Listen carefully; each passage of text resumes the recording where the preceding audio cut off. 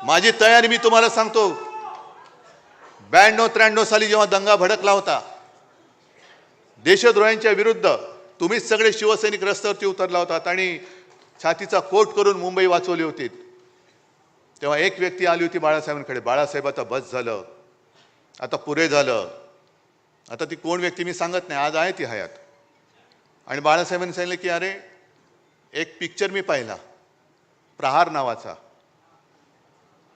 कोणाचा? नाना पाटेकर. किती जणांनी पाहिलाय? आहे ना. त्याच्यामध्ये नाना पाटेकर त्या गुंडांसमोर उभा राहतो आणि त्यांना सांगतो कम ऑन किल मी. तसं आम्ही या गद्दारांच्या समोर उभा आहे आणि सांगतोय त्यांना आम्ही कम ऑन किल मी. असेल हिंमत तर या अंगावर. फक्त अंगावर येणार असाल तर एक गोष्ट नक्की करा.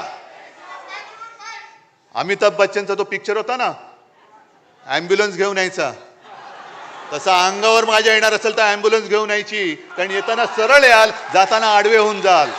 सगळ्यांना धन्यवाद. जय हिंद, जय महाराष्ट्र.